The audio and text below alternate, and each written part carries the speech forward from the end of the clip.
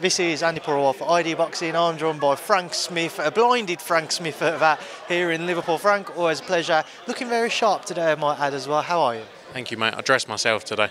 That's why I look all right. But all good. Up in a snowy Liverpool, ready for a big weekend. So is it somebody else's fault when you don't look as smart and well dressed as what you do today? For the stick I got for the Bow Selector hat from Rob, yeah, I'll blame someone else for that. I didn't buy that hat. I quite liked it. I thought it looked all right. But, you know, after all the stick, I'm never going to wear a beanie again. Oh, yes, a sensible move, and here we are. You said we're here at Liverpool. Pacheco-Cullen now headlines on Saturday night. Was it difficult to keep the show on, Frank? Yeah, it's tough, and it's also tough to win, especially with the fans. It's like people go, oh, it's not as good a show, but if we didn't keep the show on, they'd complain that we're not keeping the boxers active. The focus always for us is to make sure that the fighters stay active. They've been training for 5, 6, 7 weeks. For the show, we had 18 fighters preparing for this. If it doesn't happen, they don't get paid.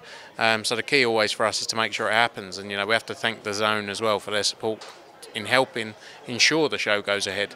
We had the same thing when Wood Lara was originally postponed. We always want to make sure we keep the fights on, the nights on. It's a shame, but the key is everyone gets to box still, everyone gets paid, and that's the focus for us.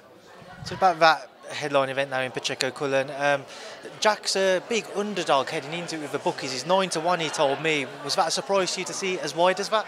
Yeah, it does. Pacheco's obviously a huge star. He's got massive potential. We all know that. But he's 22 years old and he's still learning.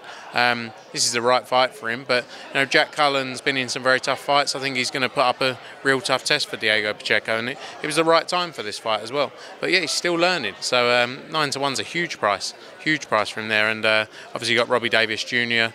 on the card, fighting Foley. It was a shame about the Liam Parrow fight. That was a fight we were all looking forward to, but the key again was to make sure he fought. It was outside of Robbie's control. Make sure he fought. You got Peter McGrail, whose first fight since we signed him officially. He's been on a couple of our cards before, but it's great to have him on board. I think he's got a huge future, and this is just the start for him. Johnny Fisher, big ticket seller, back out again. Rhiannon Dixon, first Commonwealth title fight as well. You got Aqib, Fiaz, Campbell, Hatton. You got Paddy Lacey on there. You've got George Liddard as well. So it's a stacked card, top to bottom. Fiaz and Campbell Hatton are two people who have been linked together for a potential future fight. Frank, I've asked Aqib so far, as I haven't had a chance to speak to Campbell, but obviously during careers of many fighters, we see fights spoken about and they either don't happen or it's maybe a bit too late if one of them picks up a loss and what have you. Do you think we could see that in the near future? Yeah, that's definitely a fight we're interested in making. I think it would be a huge fight in Manchester. I think we still need to build them both a bit. I don't think it's a fight for next or 2 fights. I think it's probably a year away, but a fight we can build to a big moment. But definitely one we're very interested in trying to make happen. As we touched on earlier, obviously Callum Smith no longer fighting on this card, so with that one in mind, can you just kind of give me more information, if anything at all, around the Artur Beterbiev fight? I saw Eddie's comments last week saying that he expects it to be called and negotiations to begin very imminently. Yeah, no, 100%. Obviously Beterbiev going to be a bit delayed because of the Ramadan period in terms of when he's available to fight as well.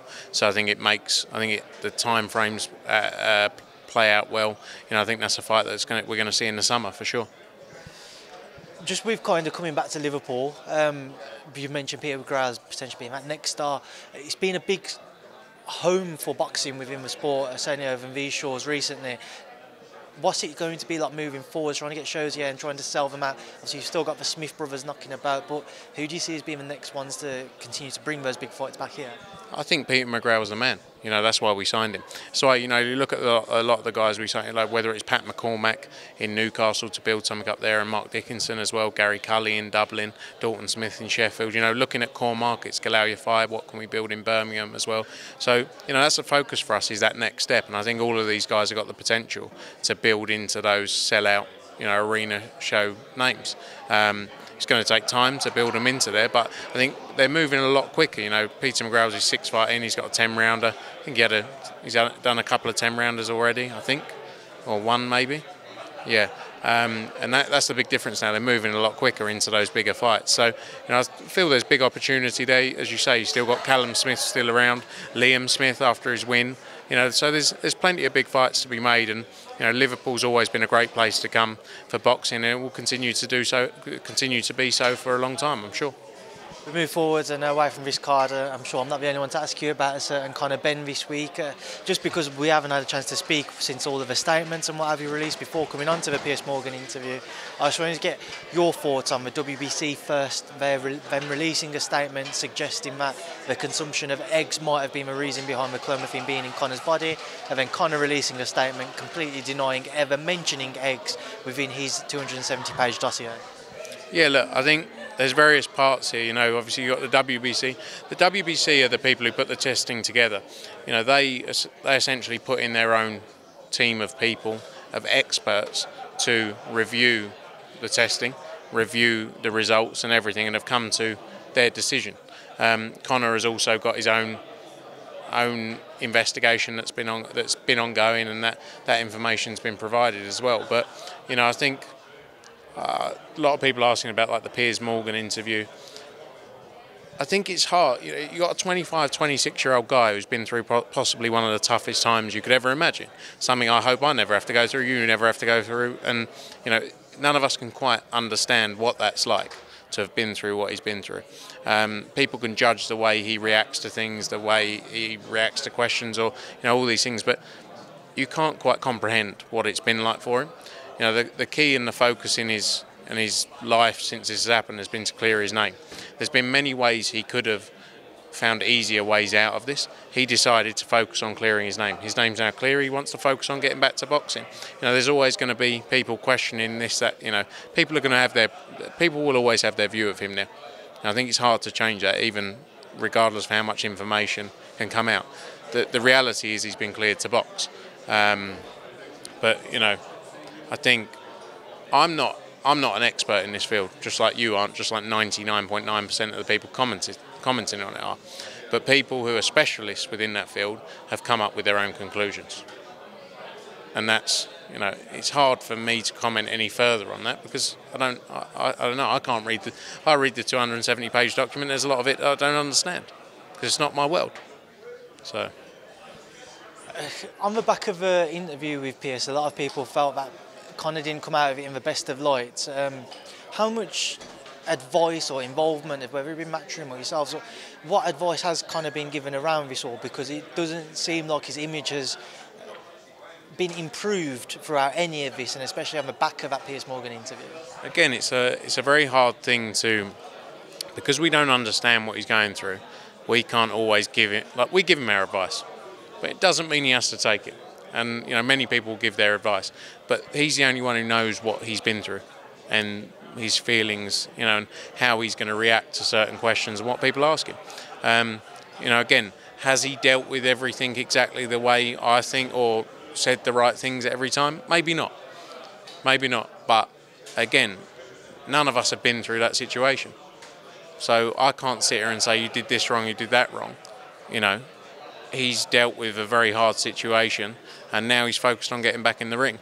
People are all going to have their view on the way he dealt with. I haven't watched the whole Piers Morgan interview. I've been travelling around. I've seen a lot of the snippets that have made up, and people will always have their view, and will have their view on the way he's presented himself throughout.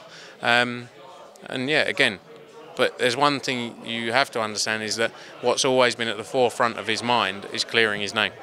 That's been his focus. And he could have done he could have got off with it, he could have gone and boxed a week later somewhere else. He chose not to. He wanted to clear his name. That was the most important thing. So yeah, it's easy. I think it's easy for everyone to judge a 26-year-old when you haven't been through the last 6 months he's been through. Frank, how difficult will it be to try to repair the image around Conor Benn when he returns? Because there's obviously a lot of talk about him not wanting to return to boxing in the UK, certainly for the immediate future. And Eddie's mentioned going to America, going to the UAE and what have you. Will that not, again, worsen the reputation around Conor, because it might look like he's going away from the UK, going away from the troubles and the issues with the board and with the ongoing case there, to go on to box elsewhere, almost like he doesn't want to sort out the issues here first before getting back into the ring? I think, you know, he's dealt with the issues with the people who handle the testing. That's not the British Boxing Board of Control. They've never looked at VADA tests ever before in their life. So he has dealt first hand with the people whose job it is to review the testing. He's done that. The British Boxing Board of Control, they don't have a play like that. Testing wasn't done for the British Boxing Board of Control. Every piece of testing he did for the British Boxing Board of Control, he passed. He's not trying to hide away from dealing with what happened. He did that.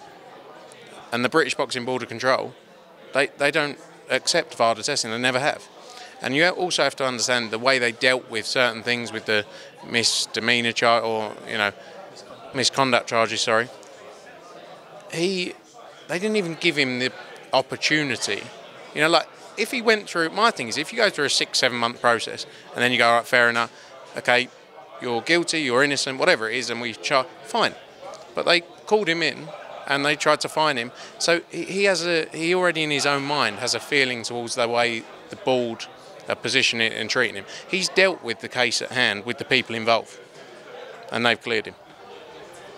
Do you understand? Like the clean boxing program has nothing to do with the British Boxing Board of Control. That's testing that the WBC put in place themselves. They've got no plus side to clearing someone who they shouldn't clear. They've cleared Conor Benn on the basis he should be cleared. You know, and where does it end? You know, like the reality as well is people are always going to have a view of Conor Benn. Well, not everyone. There's a lot of people. There's a number of people who say, "Yeah, I believed in you," you know. But there's always going to be people who say, "Don't believe him. He's a cheat," etc. And that, I think, is the. How many other fighters have you seen it with that have been through processes or got, and people still have the same view? And I think that's part of that. You're going to have to accept, whether it's 5%, 10%, 20%. You know, you have to accept that. But he's been determined to clear his name. But at the same time, the British Boxing Board of Control have never got involved with these, you know, tests before, and now all of a sudden they're here. You know, so again, there's a lot of information in there that you, I, and the general public wouldn't understand, because we're not, you're not doping specialists, neither am I. So we have to let the people who know what they're doing deal with it, don't we? When, if at all then, Frank, will any of that information be laid out to the public, or when will the public find out more around Conor and his situation? But that's like, this is what I find. He's been cleared by specialists within that field, Conor Benn.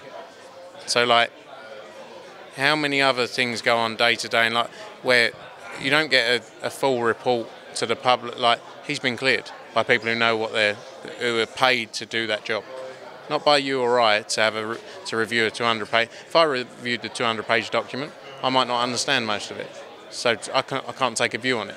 But these are specialists within that field who have cleared him. You know, and there are ongoing things with the British Boxing Board of Control that may affect the ability to talk about it, or this, that, the other. And that's the hard bit as well, because a lot of the time, Conor didn't want to stay silent for this long. Conor didn't want to stay silent at all. He would love to have come out on day one and said something. But you have to remember, he's been advised by people who are looking out for the best of his career. You know, or the best in terms of his long-term ability to do what he wants to do, which is boxing. And that was, you have to stay quiet while we deal with this, with the case at hand. So, you know, it's hard because it feels like it's never ending. You know, how many times have you asked questions about Conor Benn? And he's now been cleared, but we're still asking the same questions about Conor Benn. It's because it's always, when you do hear little things, there's always more which can be added to it, and there's always more which kind of, when you hear an answer, it leaves more uncertainty or creates more questions rather around whatever's been said. Hence why it's still very much so, it's been one of the biggest topics in the sport for however many years now, and because it's got to this point where we're starting to find more out, it just creates more questions around it, Frank. Do you believe that we do see Conor Benn at some point boxing the UK again? Long term, yes. Yeah, I do. But this isn't going to be something that's dealt with in the next 24 hours or 7 days or 7 weeks, I don't believe. And the key is, right now, he hasn't boxed since April last year, nearly a year now. The key and the focus is to get him back active again. Eddie never mentioned the names earlier. He said that there's a few fighters which are being considered for his comeback. Manny Pacquiao obviously was one which was open and out there with it, and you've had Sean Gibbons tagging yourself in tweets around it as well. But with the Manny Pacquiao fight, obviously there's been critics on it because he hasn't fought for 2 years. He's obviously been focusing on his political career with that in mind. Do you understand the critics of potentially having Conor come back out to face an aged Manny Pacquiao despite him not having fought himself since Van Heerden? Do you understand the critics for it? Yeah, but then there's a lot of people who don't rate or don't think Conor Benn's, got the ability at that level. Manny Pacquiao, regardless of his age, you still see him in the gym. He looks in unbelievable life. You've seen video clips of him in the gym. Looks in unbelievable shape. Don't get me wrong, it's not the Manny Pacquiao of 2014. No, it's not. You can't hide from that. But he's still one of the best fighters we've seen in recent times. And Conor Benn's never been in with anyone on that level. Is the reality of anyone like Manny Pacquiao. But I think that's one of the discussions ongoing. I think it's a massive fight if it happens. But there's others ongoing as well. We saw Ben Shalom say that he expects the Eubank Jr Smith fight to be kind of announced next week in the ideal world on their behalf. But also speaking to Eddie earlier, Eubank's still a possibility for Conor to come back to. How would you rate the chances on still seeing Eubank Jr Ben next, as opposed to say Eubank Jr Smith? It's a massive fight, Eubank against Benn. Huge fight. I think you have to look at, in terms of the opportunities, there's more money in the Eubank-Benn fight even now as well. But let's see. I definitely think that fight happens, 100%. What were your thoughts on Conor accusing Junior of blackmailing him for £1 million over Twitter? Yeah, I'm not getting involved in all the family in the back and forth. So if this fight does happen again, I can't wait for it to be over. But that's just the start of the two of them going back and forth. I'm sure you'll see a lot more of that. I can imagine we will do, but just away from the Conor Benn saga, Fury-Usyk does not seem to be happening now, at least if you were to believe the reports that's the case. I want to get your thoughts on the fallout around that. Yeah, no, it's unfortunate. From what I'm hearing, it's not happening. It would be a shame, because it's a massive fight. A lot of people are looking forward to it. Undisputed heavyweight championship of the world doesn't come around often. I think with a fight like that, sometimes you have to be willing to give up a bit more than maybe you want to. And if you want it that badly, you would.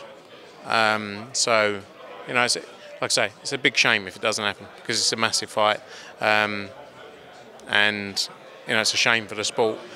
But the way it's going, I don't see it happening. And then it becomes very difficult because there's a lot of mandatories as well. You've got a mandatory for the IBF, WBA, WBO, WBC. They've got a final eliminator between Wilder and Ruiz. So maybe it just doesn't happen at all. Leads very nicely into my next question, Frank, when it comes to mandatories. Now, we know the WBA is next in the rotation, but Daniel Dubois is currently injured. The IBF was ordered earlier this year and then rescinded. But speaking to Eddie earlier, he said that you've had some conversations, or at least you've met up with Alex Krashik to try and explore Usyk-Hrgovic fight. Can you just elaborate as to how that meeting went? Yeah, I met with Alex earlier this week while he's in London. That's definitely a fight. Usyk is not hiding away from anyone. Like, we all know that he's a brilliant fighter, and he wants to take on everyone. Yeah, as you mentioned, Dubois is obviously injured, which means the IBF would probably be next with Hrgovic. They ordered it, as you said. Then the talks were going on about Usyk Fury. So yeah, look, it's definitely a fight we're interested in making. Hrgovic wants it, but it's just the logistics of getting it all together. So I'm speaking to Alex about it regularly, and obviously Wasserman and Callum and Nissa Sauerland, who we work with on Philip. And yeah, maybe that's a fight we can see next, because I think it's, like you say, very unlikely Usyk Fury's next. I imagine obviously they're still somewhat trying to arrange a Fury-Usyk fight, but just on that Usyk-Hrgovic front, how positive would you say those talks have been, man? And for yourself, would you say it seems more likely we see an Usyk-Hrgovic fight instead of Fury-Usyk next? I think so. Or yeah, I think that's I don't feel, from what I've heard, I'd love to, don't get me wrong, I would love to see Usyk Fury. I think it's great for the sport, but I don't think that's what we're going to see next. Is the reality. What would be, so let's just say if you went down the route of Usyk-Hrgovic, what would be the rough timeline you'd look to get that fight? I don't know, you know, obviously Usyk's been training for quite a while, as has Hrgovic as well. And there's been a lot of talk about Hrgovic. At one point we were trying to make the Andy Ruiz fight, made a good offer to Andy Ruiz for that. He withdrew from the Eliminator. You know, Hrgovic wants to get out ASAP. Possibly something for May or June. But it's a rush, is the reality. Especially while you've got the Usyk-Fury talks. I think that by the end of this week really comes to an end if it's not done. I don't think it will drag on any longer than that. But yeah, sort of towards May, June time, I think. But we have to see, you know, we have to see where's available to do it. There's obviously a very busy schedule of shows as well, so it needs to fit in somewhere in the right place. Would that be the type of fight you could see take place back out in whether it be Middle East or the UAE or something? Yeah, I think that's a great fight for the the unified heavyweight championship of the world, 100%. But let's see how the next few days play out. But conversations are ongoing. Frank asked Eddie, this boy is a very brief answer because he was in a rush to shoot off because he had to get back to London. A lot of people have social media picking up on some poor sales for the Anthony Joshua tickets. Now usually there's a huge clamour when AJ fights and they're sold out instantly or they're going back onto resale sites. What have been your thoughts on the progress of AJ tickets being sold ahead of a Jermaine Franklin fight? Now look, we're still selling substantial numbers per day. Don't get me wrong, it's not an instant sellout. But we're very, very pleased with the numbers, and I think by the time the fight comes around, we're going to have a sold out O2 on April 1st. I've seen people suggest as well that on the website, on the ticketing website, that the map for the arena has been taken off, so you can't actually see where you're purchasing your tickets now. I don't believe so. I'll double check. I'll get it put back on. If that is the case, I'll make sure, because I think you should have the map on there. Appreciate that, Frank. Just now. Well, not during this interview, I hope. Don't leave. I need to ask you something before I go. Before you go. Just wait 2 minutes. Yeah, we've got 2 minutes, but we'll wrap this up very shortly. Taylor Cameron, Frank, what's the latest? Massive fight, obviously. Fight we're very interested in trying to make. Discussions are ongoing with all parties. Hopefully we'll have news very soon. But everyone wants to make that fight happen. Likely we do see it? I hope so. It's moving in the right direction. And final one, what's the latest with Dillian Whyte? Dillian Whyte, you know, there's a lot going on in the heavyweight landscape. You know, when you look at Wilder now, free agent, that's a massive fight potentially for Dillian Whyte. You got the AJ fight after Franklin potentially is massive for Dillian Whyte. You know, so many opportunities there. So I think we've got to see how the next couple of weeks play out. But so many big fights to be made there in the heavyweight division between those top 6, 8 guys. You know, if Ruiz doesn't fight Wilder, which is potential, you know, that may not happen. So a lot can be done there. Well, Frank, I've just given you a free suntan for the last 20 minutes, so I'm going to leave you to go and sort yourself out now. So thanks for speaking to me. Thanks very much. Good to see you.